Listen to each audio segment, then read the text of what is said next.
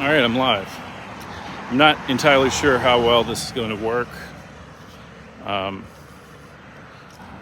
had issues live streaming from my cell phone in the past, but it's sometimes just easier to put my thoughts out there live. In the past, I've recorded a lot of video, especially out on my walks where I'm having like deep thoughts, trying to process things. But today I wanted to talk about expectation, the word expectation, the definition of it, and how it relates to life, career, relationships, everything. When I was younger, probably 18, when I really started like my philosophical journey about life in general, exploring religion and science and everything. I used to have this thought, like, especially about gravity, thinking about gravity and how we never really thought about gravity, right?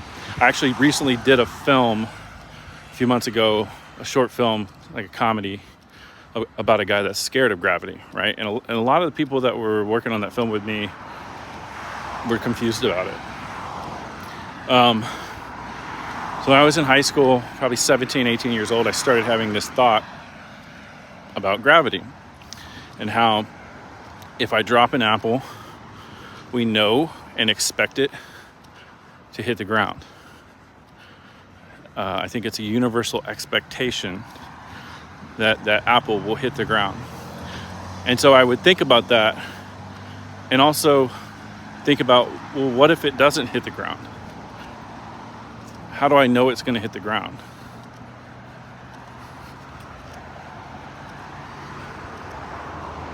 Have to pause for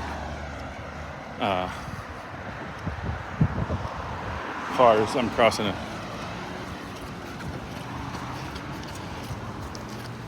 So back to that thought, how do I know it's going to hit the ground?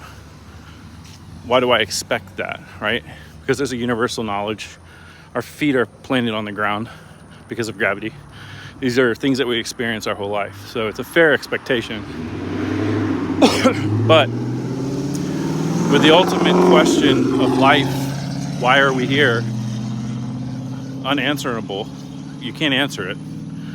Why do we have any expectation? And so I've kind of carried that through life. It's kind of shaped my world. As you can see, I'm alone. I spend a lot of time alone.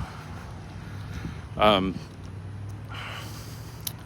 lot of things happened to me around that time that started making me question these things. Two of my best friends died I think one died when I was 17 and one died when I was 18. And these are people that I grew up from the time I was born. Two kids that I grew up with that didn't make it past 17 or 18 years old. One died from a brain tumor, and one died in an alley. I guess he overdosed on heroin.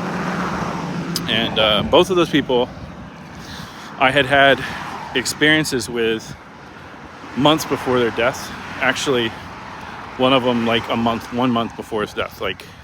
And that one really haunts me because I was taking him for a ride in my car that I had just bought, and I took him to where I worked and introduced him to some of my friends on an off day, and just kind of like showing him what my life was at the time. I went to school and I was in college, I think, at the time, or maybe still in high school, I can't remember. And he told me he wanted to turn his life around without really telling me what was going on. I didn't know his life was upside down. He was living in Arizona at the time, but visiting because his parents were still in Tennessee. About a month later, he died. And so, like, that's when a lot of these things started coming up because I didn't really process either one of those deaths. I kind of shut down a little bit. And so those thoughts about expectations started to be flipped upside down, and really set me up for life in a way where at one point in my life I let people walk all over me, because I still tried to have expectations, right? I still tried to expect people to be a certain way because I'm a certain way, right? You're taught treat people how you want to be treated. But what I've learned in 41 years is that you still do that, regardless of your expectations being met or not. Always kill people with kindness. Because the people that really betray you, abandon you, those people, they're never going to meet your expectations. And a lot of people cling to their expectations. And I associate expectation with ego. Because in reality, we don't know if that apple is really going to hit the ground when you drop it. We don't know. There's absolutely no guarantees. And I've carried that through life. I mean, honestly, a lot of things have happened to me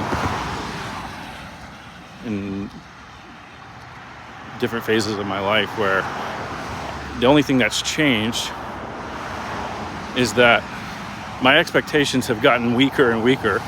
My ego is kind of getting thinner and thinner. And I deal with it a lot better than I used to 20 years ago. I think even though I was having these thoughts 20 years ago, 22 years ago, 23 years ago, I clung to them still. It was just then that the idea that expectations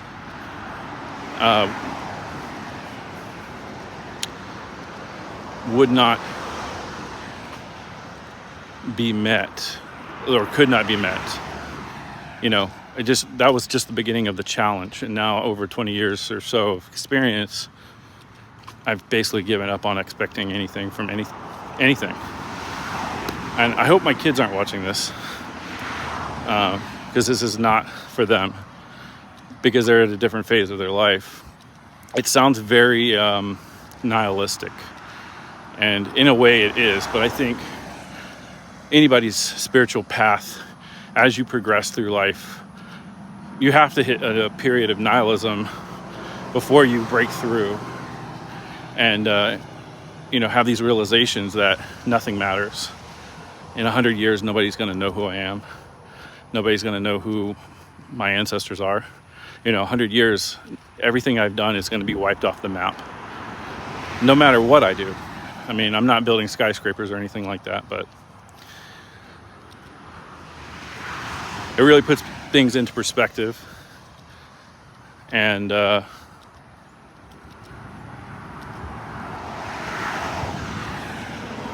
expectations, the quicker you lose your expectations of specifically people, things that you can't control, the easier life gets. Some may say that's a sad way to live, and it is a lonely existence,